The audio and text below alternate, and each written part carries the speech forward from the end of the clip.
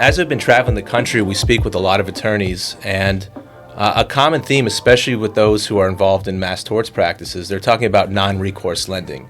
And I don't even know what that means. I do, but I say that in a sarcastic way, because when I've analyzed it and when I walk people through this analysis, you're essentially, if you choose this non-recourse product, you're giving away a piece of your case. You're essentially selling a piece of your case. And when you ultimately look at the amount that you're paying for a non-recourse loan versus a traditional interest-bearing loan, you're talking multiples.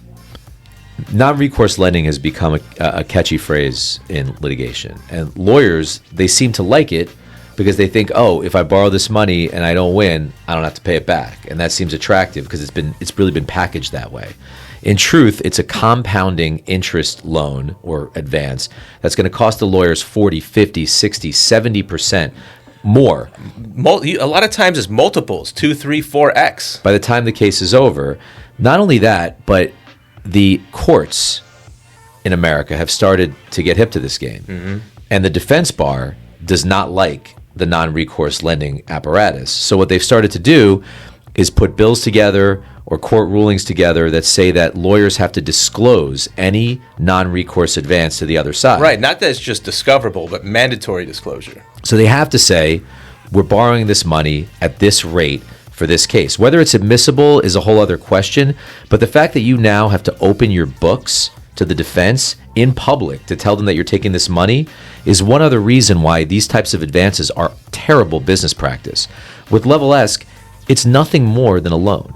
It is a loan to the business that under these new rules would not be discoverable, would not require mandatory disclosure, and it's yet another reason why our product is superior to any of these prepackaged non-recourse advances. Yeah, for any lawyer who's considering taking a non-recourse advance, I'd encourage him or her to sit down and actually run some of these numbers and do some calculations. And they're not that complicated. You say, all right, if I recover X amount and I'm giving up this much to the non-recourse provider, and if I recover this amount and I'm paying this amount in interest, when in fact you can pass that interest through to the client, it's remarkable the difference, and it's remarkable how much more advantageous it is to take a traditional interest-bearing loan. You're just giving up less, much less.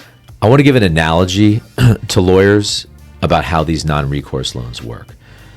As a trial lawyer, I used to receive requests from plaintiff funding companies. They would say, your client wants to borrow $10,000 for their living expenses during the course of this case, and we'll lend it to them non-recourse, but they have to pay 4% per month until the case is over.